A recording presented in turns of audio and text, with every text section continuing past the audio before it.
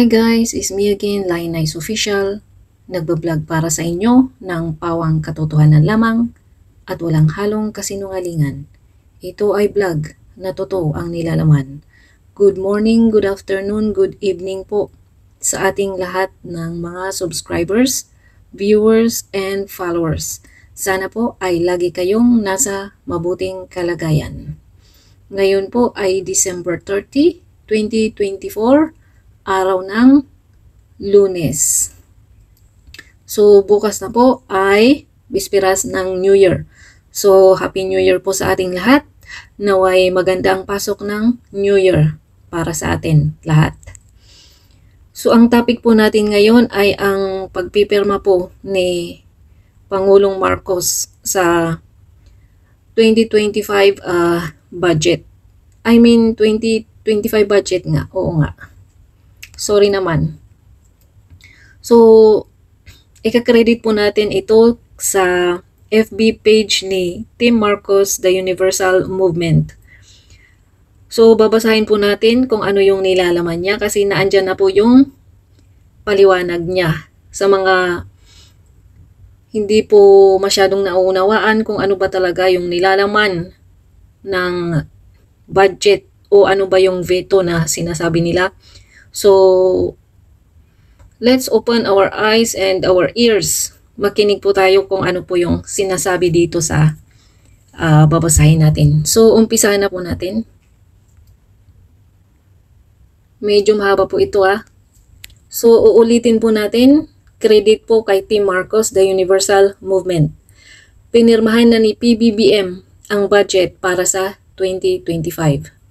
Maraming nagtatanong kung bakit daw hindi binago ni President Bongbong Marcos yung mga pundong ibinawas o idinagdag ng Congress sa BICAM version. Bakit daw hindi na lang inalis yung pundo sa AKAP at inilipat sa DepEd, sa AFP Modernization Program o sa iba pang programa ng pamahalaan. The budget process doesn't work that way.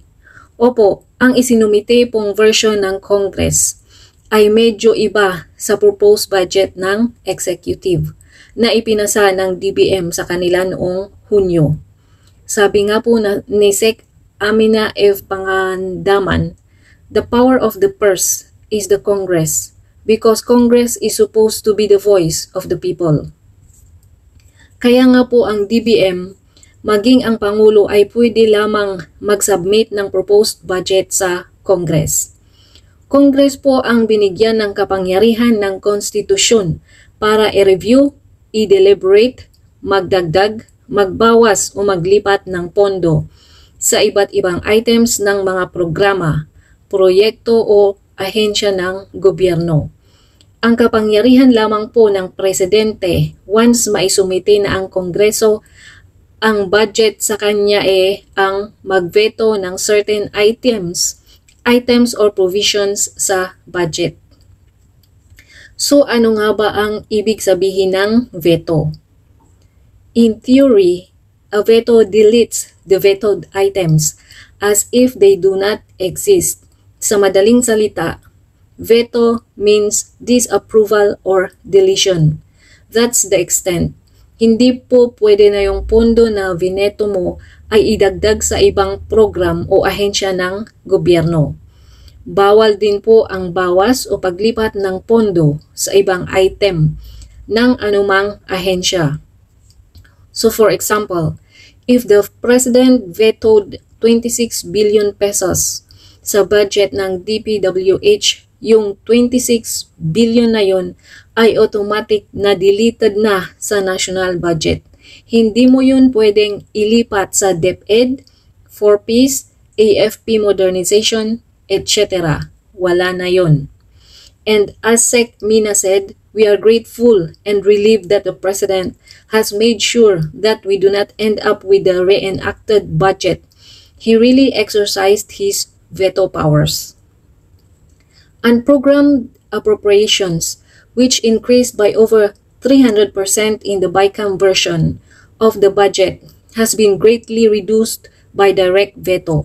As mentioned earlier, yung 26 billion pesos worth of projects sa DPWH na nadagdag sa BICAM version na direct veto rin. There will also be a conditional implementation of the Ayuda sa Kapos ng Angkita Program or AKAP. Ibig sabihin, hindi na yan basta-basta ipamimigay lang.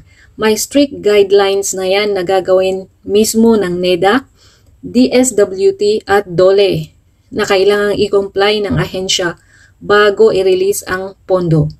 Bawal na rin tarpaulins.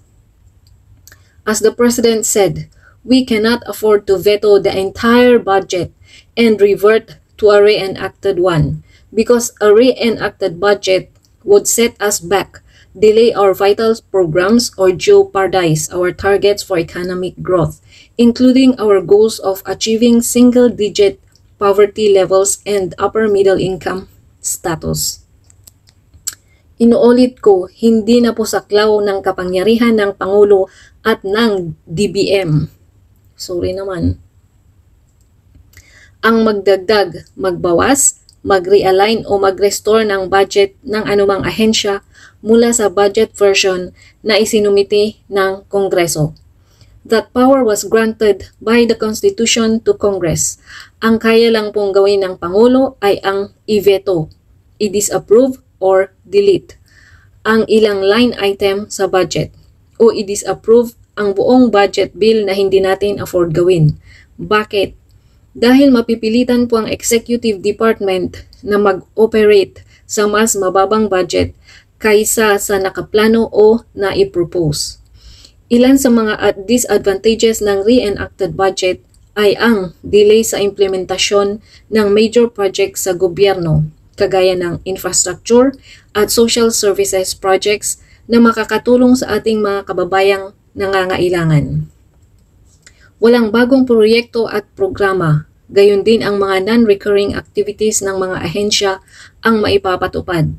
Wala ding mga bagong positions ang pwedeng lagyan o magawa dahil sa mas mababang budget. Apektado ang pagbabayad ng salary increase ng mga empleyado ng gobyerno at iba pa. Sana po malinaw. Maraming salamat. So ayun po guys, naipaliwanag po dito kung ano po ang veto at ano yung mga para saan yung budget na pinirmahan ng ating Pangulo. Kung ano po yung mga opinion nyo, paki-komento na lang po dyan sa comment section. So, bahala na po kayo kung maniniwala kayo dito sa binasa natin or hindi. Yan, is up to you. So, maraming salamat po sa pakikinig. Kita-kita po ulit tayo sa susunod na video. So, muli ang inyong lingkod, Line Eyes Official. Sa mga hindi pa po nakapag-subscribe, mag-subscribe na po. Paki-like, paki-click na rin po yung ating notification button para updated po kayo sa mga video pong i-upload natin in the future. So, nakakalungkot guys. Ang daming nalagas ng mga subscribers natin. I think almost 46 to 50, something like that, within 2 days. So, yun siguro yung pa-Christmas ni Lolo Whitey sa atin. But never mind, okay lang yun. Magdagdag, magbawas, okay lang yun. So, magpapaalam na po ako. Mag-ingat po kayo palagi. God bless us all. Bye-bye.